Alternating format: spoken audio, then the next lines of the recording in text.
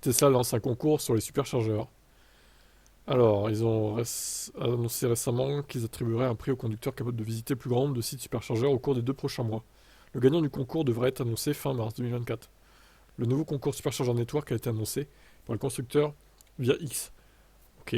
Le concours porte donc sur le conducteur capable de visiter le plus grand nombre de sites superchargeurs au cours de la période du concours.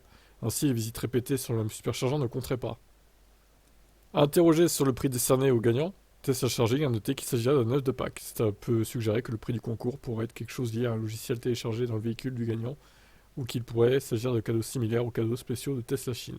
Le concours superchargeur a généralement été accueilli positivement par les propriétaires de Tesla, même si certains déploraient que la promotion soit assez injuste, compte tenu de la concentration de superchargeurs dans des endroits comme la Californie. Ainsi, il serait tout à fait possible pour un propriétaire de Tesla en Europe de rivaliser avec les propriétaires aux États-Unis, où les superchargeurs seront plus répandus. Ouais, c'est vrai ça.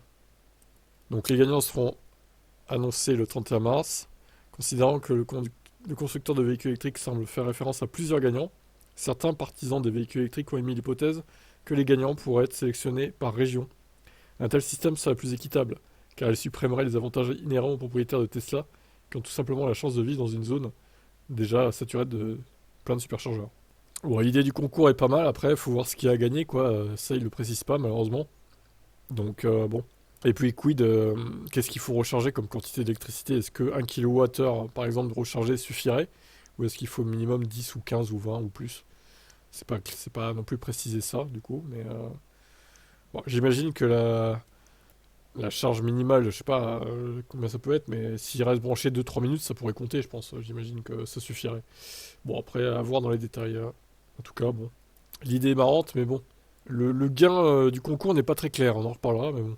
Qu'est-ce que vous en pensez? Est-ce que vous seriez tenté de jouer à ça, à ce concours, hein, s'il était dispo Alors, est-ce qu'il est dispo en Europe aussi? Ça, c'est la grande question. Affaire à suivre.